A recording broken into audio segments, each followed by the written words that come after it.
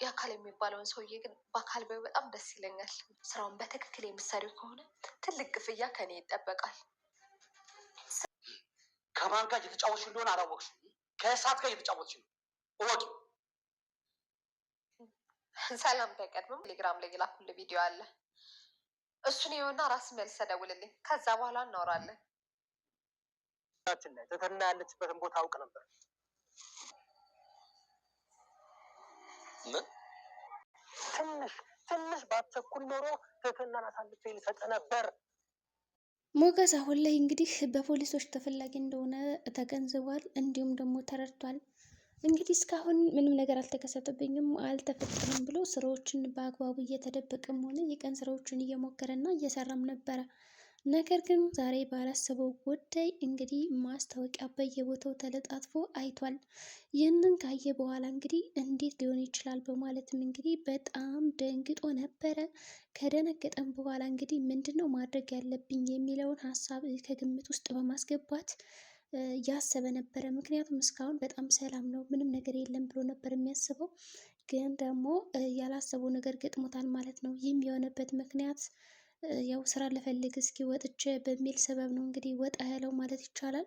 እንደ አጋጣሚ የሆነና እንግዲህ እሱ በወጣበት ቅጽበት የሚገራርሙ ነገሮችን ነው የተመለከተው። የራሱ ፎቶ እያንዳንዱ ጎዳና ላይ ተበትኖ ነው ያገኘው። በዚህም እንግዲህ ፖሊሶች እየፈለጉት እንደሆነ ሲያውቅ ወዲያውኑ ራሱን ከዛ አካባቢ አስቀይሷል። እንዲሁም ደግሞ በለበሰው ጃኬት ወዘተ በተለያየ ነገር ራሱን ለመደበቅ ያደረገው ጥረት ነበረ። ይህ ነገር ምን ያክል ይሳካለታል ለአጅሬ ሞገስ ማለት ነው።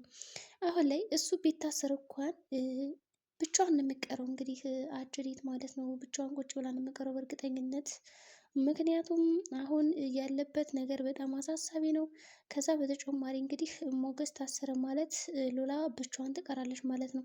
ይህንን አጋጣሚ በመጠቀም ደግሞ በእርግጠኝነት ዝና ያገኛታል።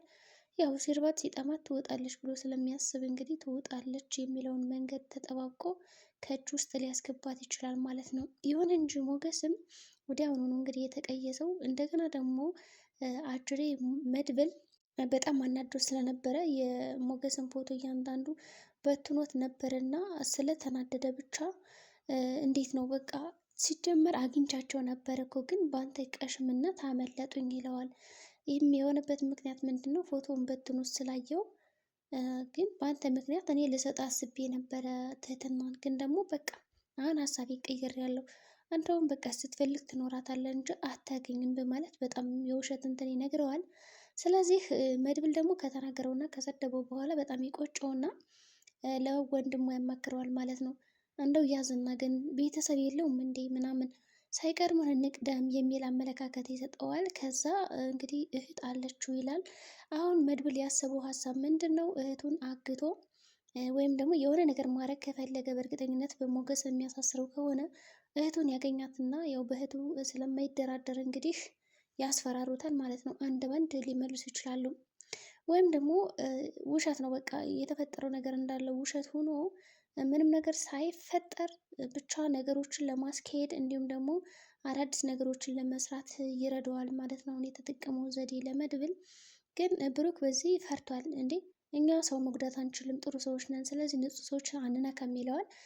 መድብልም እሱ እኮ አውቃለሁ ግን ያው ለተወሰነ ጊዜ ነው ለመያዣ ነው ይለዋል። እንግዲህ ተስማምተው ይህን እህቱን ለመያዝ እየፈለጉ ነው። ነገር ግን ቤቱን አያውቁትም። ዝና የት እንዳስቀመጣት እህቱን ቤተሰቦቹ ምናምን የት እንዳሉ ስላላወቁ አሁን ላይ ገና እየፈለጉ ይገኛሉ።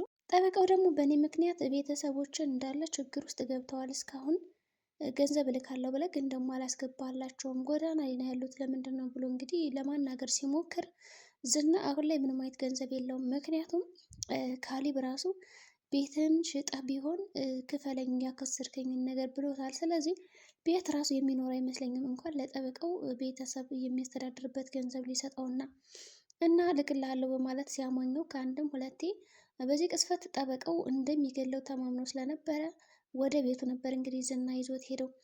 በእጁ የሰጠውን ነፍስ በራሴ እጅ እንዳላጠፋት አንተ ሰውዬ ተረጋጋ ቢለውም ጠበቃው ግን በአሁኑ በጣም ኃይለኛና ደፋር ሆኖ ያደረገው ትዕይንት ነበረ።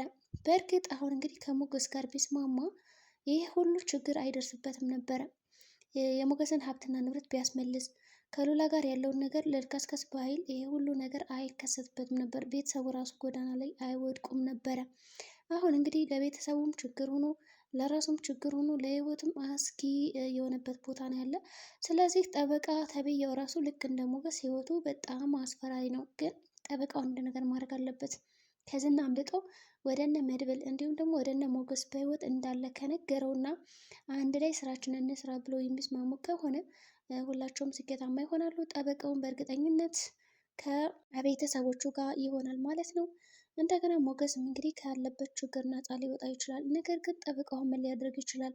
እንግዲህ ዝና ማለት ነው ሊያስገድለው ነበረ። ግደለው፣ የራስ ጉዳይ ዘዋላ አያስፈልገኝም ብሎታል ማለት ነው።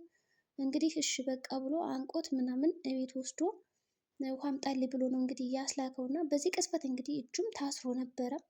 የት እንደተገኘ አልታወቀም። ይሄ ቢላዋ እንዳጋጣሚ የነበረበትን ቢላውን እንግዲህ ብጥስ ሲያደርግና በቃ ሳይቀድመኝ ልቅደም በማለት እንግዲህ አጋቹን ወግቶ ታምልጧል። ነገር ግን አሁን የጠበቃ ከዛ ቤት ካመለጠ በኋላ ከዝና ቤት ማምለጥ ይችላል።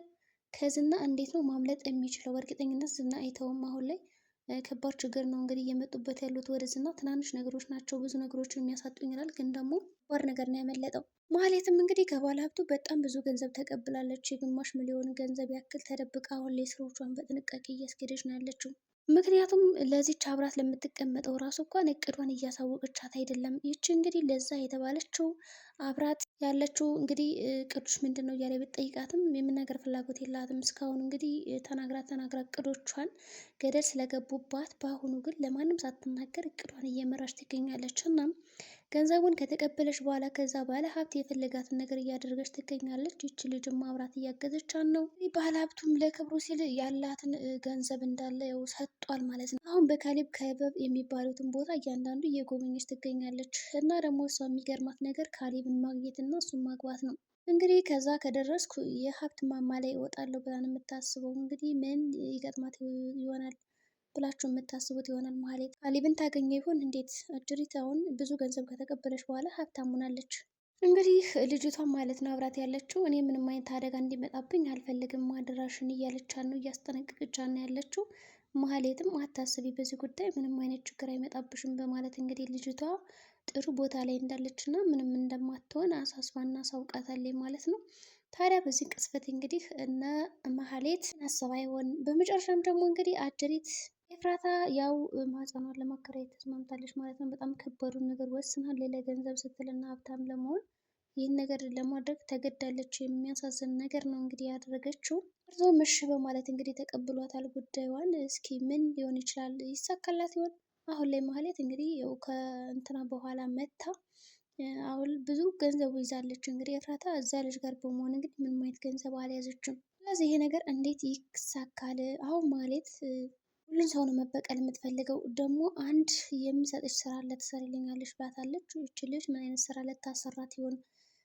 በቃ ጊዜው ሲደርስ እነግርሻለሁ ያለቻት በጣም ከባድ ነገር እንደምታሰራት እርግጥ ነው። እንግዲህ ግን ያ ነገር ምንድን ነው? በእርግጠኝነት ቅድስትን ተበቀይልኝ ነው የሚሆነው። እንግዲህ ምን ሊሆን ይችላል? በቀጣይ የምናየው ይሆናል።